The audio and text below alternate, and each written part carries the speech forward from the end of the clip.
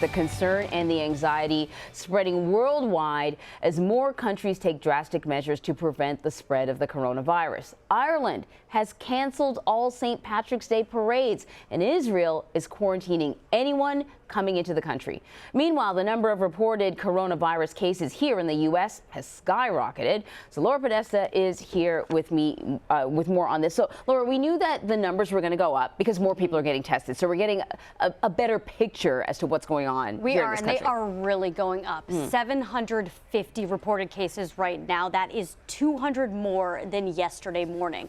The virus is now linked to 26 deaths nationwide. It's also spread to 2 more states since yesterday morning, bringing the total to 36, plus the District of Columbia. Across the globe, more than 114,000 cases have been reported. Oh my gosh. Passengers aboard the Grand Princess were thrilled to see the Golden Gate Bridge. With 21 cases of coronavirus on board, the ship was stranded at sea for days, and passengers were kept in their rooms. Feels so good to be outside. After docking at the port of Oakland, American passengers are being quarantined on military bases and international passengers flown home. Individuals will not come in contact with general public. Have you been tested? In Washington, President Trump has not been tested for coronavirus despite shaking hands with Georgia Congressman Doug Collins and riding Air Force One with Florida Congressman Matt Gaetz, both of whom are now self-quarantining. They came into contact with a man last month who later tested positive for COVID-19. Has blindsided the world. Today, the president's meeting with Republicans to discuss economic relief.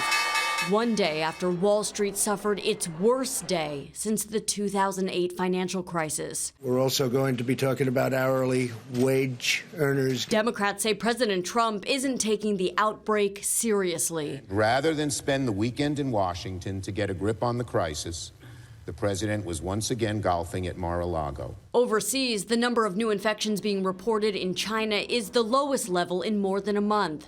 But in Italy, the virus forced officials to put the entire country on lockdown, meaning almost all travel is banned. So how long is that going to be for, Italy being on lockdown? You know, it's subject to change, of course, but right now it's until April 3rd. So that means all schools, movie theaters, even ski resorts are completely shut down. So this is the Coliseum this morning. And I mean, if you've ever been there, you know there's usually lineups.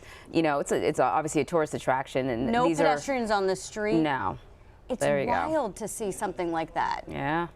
So there have been 450 deaths in Italy at this point, and that's why these Italian officials say it's absolutely necessary to have these bans and closures in place. And we're told that in Milan's main train station that people actually have to sign forms certifying that the travel they're about to take is absolutely necessary before they're even allowed onto a train. Wow. All right. Laura Podesta, thank you. Thanks.